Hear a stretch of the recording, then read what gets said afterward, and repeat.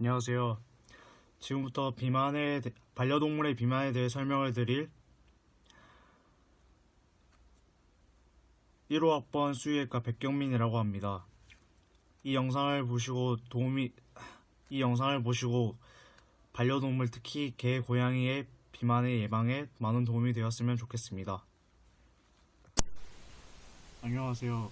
지금부터 비만에 대해서 설명드릴 백경민이라고 합니다. 지금 애완동물이 잘 걸리는 비만에 대해서 설명을 드릴 텐데요. 첫 번째로 병인론, 두 번째로 설명드릴 내용은 비만의 기준은 어떠한가, 그리고 세 번째는 비만에 걸린 동물의 진단은 어떻게 하는지, 그리고 네 번째는 이 비만에 걸리게 되면 치료는 어떻게 하는지, 마지막으로 비만을 예방하기 위한 방법에 대해서 설명을 드리겠습니다. 처음으로 병인론입니다. 비만은 에너지 섭취가 일일 에너지 소모량보다 과도할 때 발생하게 되고요. 그 외에도 환경적인 요인, 사회적 요인, 유전적인 특징 등이 있습니다. 환경적인 요인으로는 집에만 갇혀있게 될 경우 운동 부족으로 혹은 보호자의 과급여로 인해서 비만이 발생하게 되는 것입니다. 일일 에너지 요구량은 환경이나 온도, 연령대, 중성화 상태나 활동량 등을 고려해서 음식의 공급량 조절이 필요합니다. 또 환경적 요인으로 비만인 보호자가 반려동물을 키울 때는 반려동물이 비만이 될 확률이 매우 높습니다. 그 이유로는 비만인 보호자는 운동 부족일 확률이 높은데, 이렇게 되면 반려동물도 운동 부족일 확률이 높기 때문입니다.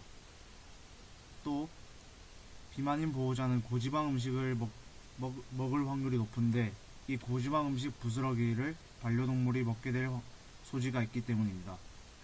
그리고 세 번째로는 비만인 보호자는 비만을 문제로 인식하지 않을 확률이 높기 때문입니다. 또 유전적인 요인으로는 본질적으로 상당히 낮은 에너지를 필요하고 이상적인 체중을 유지하기 위해 일일 에너지 요구량이 낮은 종들이 있습니다. 특히 레브라도 리트리버, 골든 리트리버, 코카 스파니엘, 콜리, 닥스훈드 등이 있습니다. 다음으로는 비만의 기준에 대해서 설명드리겠습니다. 비만은 이제 최적의 신체 기능을 위해 요구되는 것보다는 훨씬 더 많은 지방의 축적이 나타나는 게 되는데요. 그렇다면 얼만큼이 적당하고 과도한 체지방량인지를 알기 위해서는 정확한 체지방량을 알아야 합니다. 그럼 이 정확한 체지방량을 어떻게 측정하느냐? MRI, CT 또는 체중의 측정, 신체 충실 지수, 형태 계측법 등이 사용되는데요. 특히 이 세 가지는 소동물 임상에서 가장 유용한 방법으로 쓰이고 있습니다. 신체 충실 지수는 포인트 시스템을 사용하는데 5포인트제나 9포인트제를 사용합니다. 형태 계측법은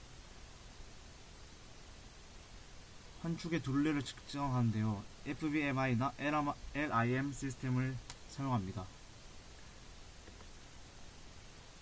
자, 그렇다면 이제 반려동물의 치료는 어떻게 할까요? 치료의 방법으로는 환자의 일일 칼로리 섭취량 계산을 위해서 철저한 식이력에 대해서 알아봅니다. 이 철저한 식이력을 알기 위해서는 이렇게 6가지에 대해서 알 필요가 있는데요.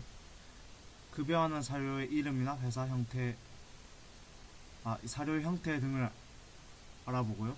급여하는 사료의 양, 급여하는 방법, 그리고 급여를 하게 되는 사람, 그리고 스낵이나 사람 음식을 동물에게 주는 스낵이나 사람 음식의 종류의 양 등을 알아보고, 또 다른 동물들이 접근할 수 있는 가능성 등을 알아봅니다.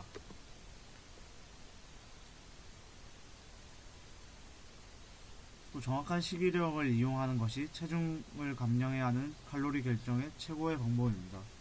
치료 방법에는 특별 제조된 처방식 혹은 운동을 통해서 할 수 있습니다. 이 사진은 콩이라는 것인데요. 개들에게 사용되는 장난감으로 에너지 소비량을 증가시켜서 운동을 하는 기능이 있습니다. 더불어서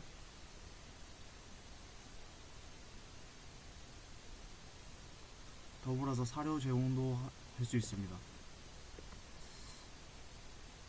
마지막으로 예방인데요. 치료가 더 어려우니 예방에 더욱 초점을 맞춰주시기 바랍니다. 에너지 요구량은 특히 생식생 제수를 받게 되면 크게 감소하게 되는데요. 이 때문에 예방은 반려동물이 중성화를 했을 때부터 시작하는 게 좋습니다. 그리고 사료는 어떻게 급여하는지, 반려동물의 신상 상태를 어떻게 규칙적으로 평가하는지는 1년에 한 번씩 체중 교육을 통해서 숙지하는 것이 좋습니다. 감사합니다. 이상으로 설명을 마치겠습니다. 앞서 설명드린 대로 비만은 치료보다는 예방이 더 쉽기 때문에 평소에 철저히 식습관과 운동을 하는 것이 좋습니다. 감사합니다.